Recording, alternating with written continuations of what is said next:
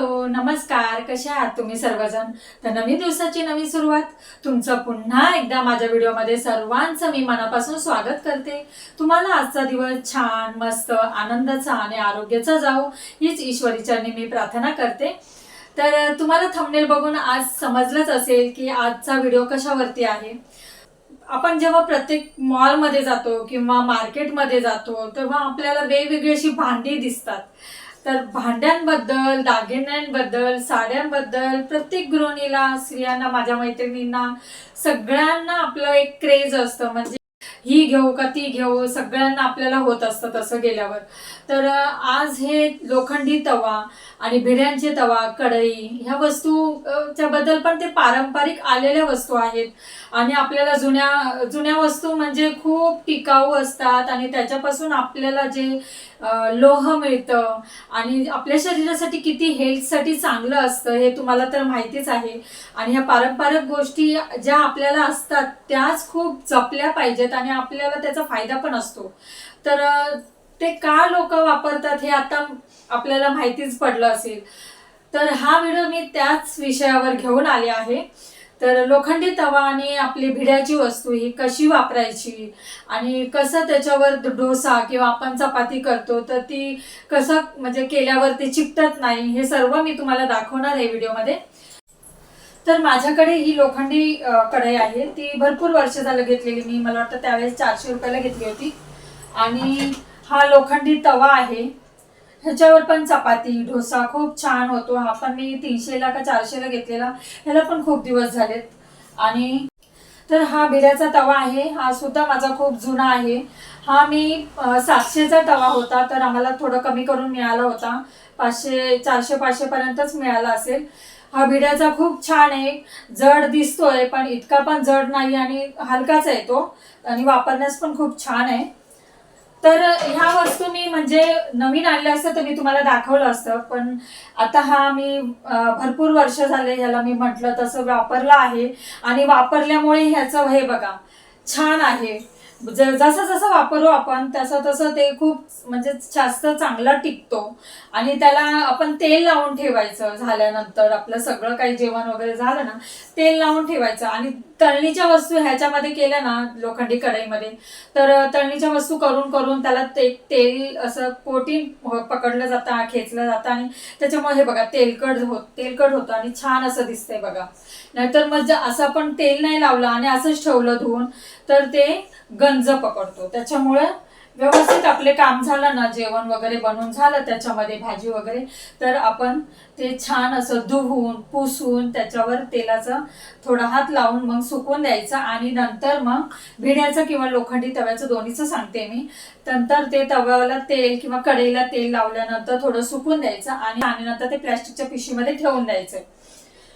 तर ह्या वस्तू जेव्हा आणल्या ना मी, तेव्हा ह्या कढई म्हणजे लोखंडी तवा हे स्पंजने लिक्विडने भांडी घासायच्या छान मी स्वच्छ केला, तसं स्वच्छ करायचं आहे। मीठ टाकून पण आपण स्वच्छ करू शकतो, तसं मी 2दा-3दा छान असं घासून म्हणजे तारखात्याने नाही घासला, स्पंजने घासला आणि छान असं स्वच्छ केला। त्याच्यानंतर गॅसवर कढई ठेवली आणि कढईत तेल गरम करून घेतलं आणि त्याच्यामध्ये कांदा कापून आपण भाजायचा आहे, जसं मसाला करतो ना तसं कांदा भाजायचा आहे।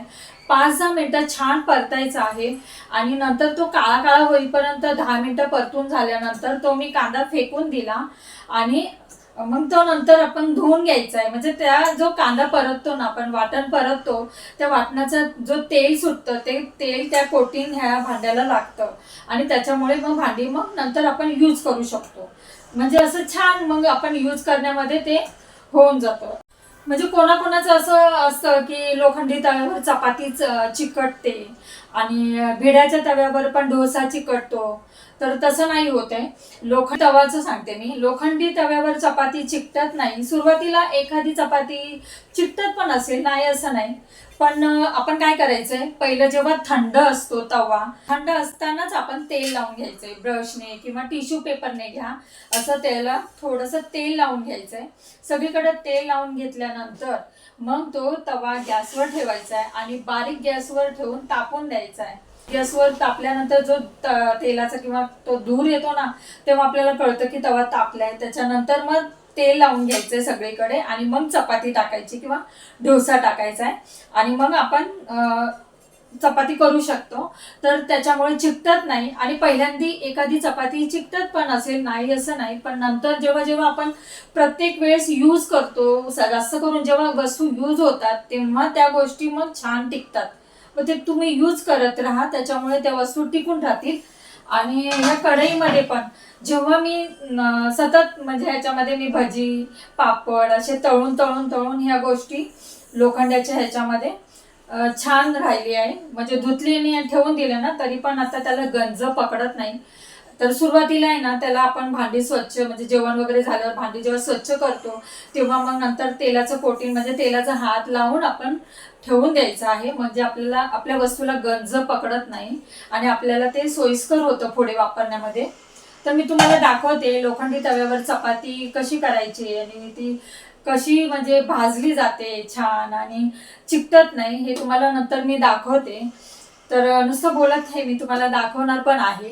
आणि ह्या वस्तूपासून म्हणजे ह्या ज्या वस्तू आहेत ते पारंपरिक आहे आपली, म्हणजे खूप म्हणजे आपले आई वडील आजी ह्या वस्तू पहिल्या ह्या लोखंडाच्याच भांड्यांमध्ये कढईमध्ये तव्यांमध्ये चपाती करायचे, कढईमध्ये भाजी बनवायचे. त्या आपण म्हणेल की आपण ही भाजी जेव्हा कढईवर ह्या भाजी कडतो ह्या कढईमध्ये तर भाजी काळी पडते.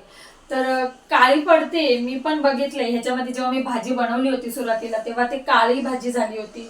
पण ती काळी भाजी असली तरी काही नाही, त्याचं टेन्शन. जे आपल्याला त्याच्यामधून जे कोटिंग मिळतं ना म्हणजे आपल्याला ते चांगलं असतं. ते काळं होतं पण ते आपल्या शरीराला चांगलं असतं ते कोटिंग म्हणून. आणि लोह आयर्न सगळं काही मिळतं, मी तुम्हाला सांगेल.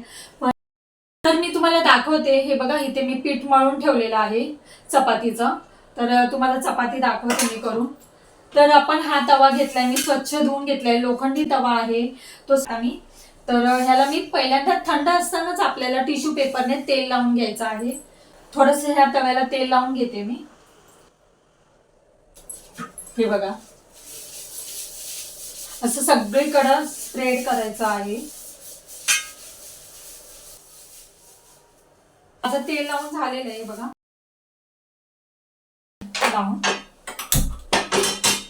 तर गॅस स्लो करायचा आहे. तर मी तुम्हाला दाखवते. आपण आता तेल लावून हे बघा गरम झालंय, बारीक गॅसवरच गरम करायचं आहे. तर आता छान गरम झालाय आपला तवा. तर ह्याच्यावर असं तेल लावायचंय पुन्हा. दाखवते मी चपाती एक बनवून तुम्हाला.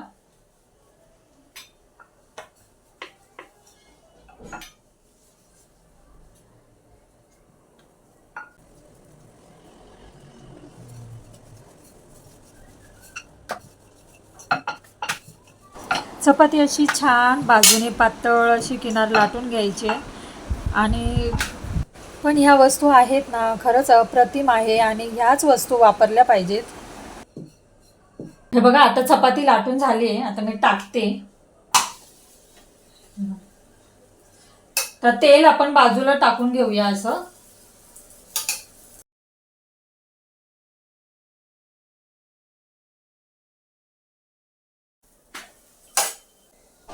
बारीक गॅसवरच भाजायची चपाती. छान सर्व बाजूने भाजून घ्यायची. हे बघा आपण लोखंडी तव्यावर किंवा कढईत म्हणा ह्या भांड्यांमध्ये अन्न शिजवले ना तर त्या अन्नामध्ये जे न्यूट्रिशन असतं ना ते 90-95% आहे ते तसेच टिकून राहते. आणि त्याचबरोबर त्या भांड्यामध्ये अन्न शिजवताना त्यांचे जे अंश असतात त्या अन्नातून आपल्या शरीरात पोचतात. रक्तामध्ये हिमोग्लोबिनचे प्रमाण वाढते, त्यामुळे खूप खूप आपल्याला लोह मिळते.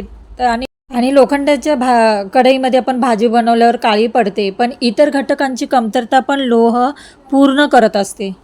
त्यामुळे लोखंड भिडं पितळाची भांडी वापरली पाहिजे. आणि म्हणतात ना जुनं ते सोनंच असतं. तर अशा छान मी चपात्या करून दाखवल्या तुम्हाला. हे बघा जरा सुद्धा करपत नाही. फक्त आपल्याला गॅस म्हणजे जेव्हा तवा तापतो ना छान तर गॅस बारीकच ठेवायचा आहे. तर तुम्हाला कसा वाटला हा आजचा व्हिडिओ आणि त्याच्यात मी सांगितलेल्या वेगवेगळ्या टिप्स ह्या कशा वाटल्या मला नक्की कमेंट्समध्ये सांगा. आणि व्हिडिओ आवडला असेल तर नेहमीप्रमाणे लाईक शेअर सबस्क्राईब करा, छान छान कमेंट करा आणि बाजूला जे बेल आयकॉन आहे ते प्रेस करा. तुम्हाला नोटिफिकेशन येईल आणि जे जे मी व्हिडिओ अपलोड करेल ते तुम्हाला दिसतील. भेटूया पुढच्या व्हिडिओमध्ये.